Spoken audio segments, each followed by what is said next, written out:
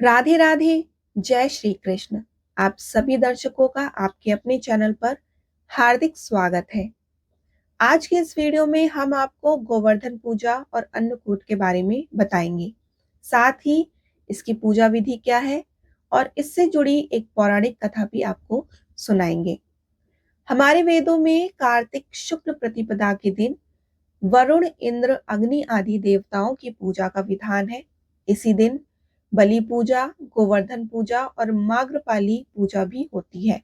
इस दिन गाय, बैल आदि पशुओं को स्नान कराकर फूल माला, धूप, चंदन आदि से उनका पूजन किया जाता है।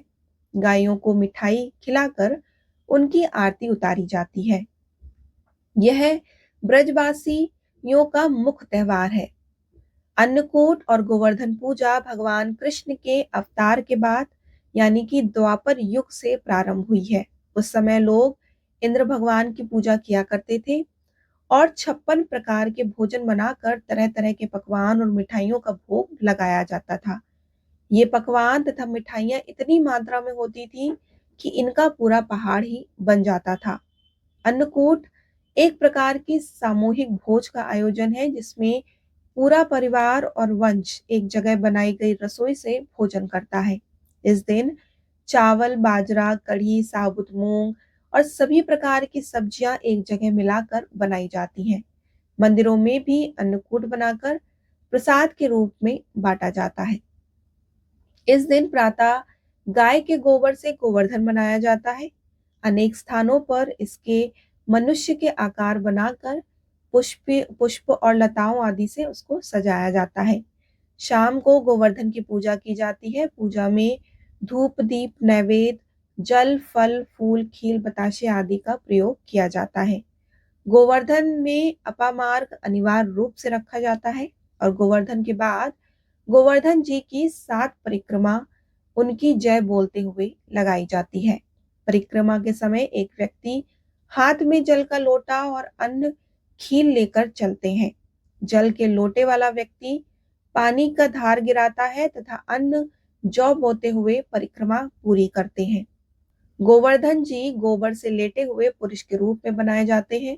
इनकी नाभि के स्थान पर एक कटोरी या मिट्टी का एक दीपक रख दिया जाता है। इसमें दूध, दही, गंगा जल, शहद, बताशे आदि पूजा करते समय डाल दिए जाते हैं और इसके बाद इसे प्रसाद के रूप में बांट देते हैं। अन्नकूट में चंद्र दर्शन अशुभ माना जाता है। यदि प्रतिपदा में द्वितीया हो तो अन्नकूट अमावस्या को मनाया जाता है। इस दिन प्रातः तेल मलकर स्नान करना चाहिए और इस दिन पूजा के समय कहीं प्रातः काल तो कहीं दोपहर में तो कहीं कहीं संध्या के समय गोवर्धन की पूजा की जाती है। इस दिन संध्या के समय दैत्यराज बलि का भी पूजन किया जाता है।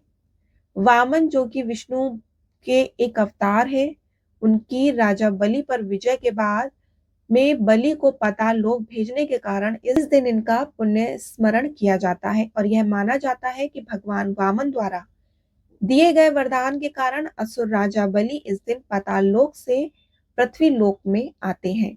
गोवर्धन गिरि भगवान के रूप में माने जाते हैं और इस दिन इनकी पूजा अपने घर में करने से धन्य, धान, संतान और गोरस की वृद्धि होती है।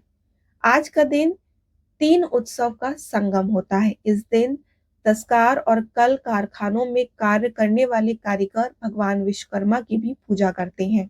इस दिन सभी कारखानों में पूर्णतः वैसे तो बंद रहते हैं। घर पर कुटीर उद्योग चलाने वाले कारीगर भी काम नहीं करते हैं और भगवान विश्वकर्मा और मशीनों एवं उपकरणों का भी दोपहर के समय पूजन किया जाता है। तो आइए अब हम आपको गोवर्धन पूजा की पौराणिक कथा सुनाते हैं। एक बार एक महर्षि ने ऋषियों से कहा कि कार्तिक शुक्ल पक्ष प्रतिपदा को गोवर्धन और अन्नकूट की पूजा करनी चाहिए। तब ऋषियों ने महर्षि से पूछा कि अन्नकूट क्या है, गोवर्धन कौन है, इनकी पूजा क्यों तथा कैसे करनी चाहिए, इसका क्या फल होता है और इस सब का विधान विस्तार से कहकर हमें कृतार्थ करें। महर्षि बोले कि एक समय की बात है, भगवान श्री कृष्ण ने सखा और गोप ग्वालों के साथ गाय चराते हुए गोवर्धन पर्वत की तराई में पहुंचे। वहां पहुंचकर उन्होंने देखा कि हजारों गोपियां 56 प्रकार के भोज बनाकर रख कर बड़े उत्साह से नाच गाकर उत्सव मना रही हैं। पूरे ब्रज में तरह तरह के मिष्ठान तथा पकवान बनाए जा रहे हैं। श्री कृष्ण ने इस उत्सव पर प्रयोजन पूछा तो गोपियां बोली कि आज तो घर घर में यह उत्सव हो रहा है, क्योंकि आज वृतासुर को मारने वाले मेघ देवता देवराज इंद्र का पूजन होगा। यदि वे प्रसन्न हो जाएं, तो ब्रज में वर्षा होती है, अन्न पैदा होता है और ब्रजवासियों का भरण पोषण होता है। गायों को चारा मिलता है तथा जीविका उपार्जन की समस्या का हल भी मिल जाता है। यह सुनकर श्री कृष्ण ने कहा कि यदि देवता प्रत्यक्ष आकर भोग लगाएं, तब तो तुम्हें यह उत्सव व पूजा जरूर करनी चाहिए। गोपियों ने यह सुनकर कहा, कोटि कोटि देवताओं के राजा देवराज इंद्र की इस प्रकार निंदा नहीं करनी चाहिए। यह तो इंद्रोज नामक यज्ञ है, इसी के प्रभाव से वे अतिवृष्टि तथा अनावृष्टि नहीं होती है। श्री कृष्ण बोले कि इंद्र में क्या शक्ति है, जो पानी बरसाकर हमारी सहायता करेगा। उससे अधिक शक्तिशाली तो हमारा यह गोवर्धन पर्वत है, इसी के कारण तो वर्षा होती है। अतः हमें इंद्र से भी बलवान गोवर्धन की पूजा करनी चाहिए। इस प्रकार भगवान श्री कृष्ण के वाकजाल में फंसकर व्रज में इंद्र के स्थान पर गोवर्धन की पूजा की तैयारियां शुरू हो गईं। सभी गोप ग्वाल अपने अपने घरों में सुमधुर मिष्ठान पकवान लाकर गोवर्धन की तलहटी में श्री कृष्ण द्वारा बताई विधि से गोवर्धन पूजा करने लगे। उधर श्री कृष्ण ने अपने आधिदैविक रूप में पर्वत में प्रवेश करके ब्रजवासियों द्वारा लाए गए सभी पदार्थों को खा लिया तथा उन सबको आशीर्वाद दिया। तभी व्रजवासी अपने यज्ञ को सफल जानकर बड़े प्रसन्न हुए। नारद मुनि इंद्रोज यज्ञ देखने की इच्छा से वहां आए। गोवर्धन की पूजा देखकर उन्होंने ब्रजवासियों से पूछा तो उन्होंने बताया कि श्री कृष्ण के आदेश से इस वर्ष इंद्र महोत्सव के स्थान पर वे गोवर्धन पूजा कर रहे हैं। यह सुनते ही नारद उल्टे पांव इंद्रलोक पहुंचे तथा उदास तथा खिन्न होकर बोले कि हे राजन, तुम महलों में सुख की नींद सो रहे हो, उनके निवासी गोपों के इंद्रोज बंद करके आपसे बलवान गोवर्धन की पूजा शुरू कर दी है। आज से यज्ञों आदि में उसका भाग तो हो ही गया है। यह भी हो सकता है कि किसी दिन श्री कृष्ण की प्रेरणा से वे तुम्हारे राज्य पर आक्रमण करके इंद्र आसन भी अधिकार कर ले।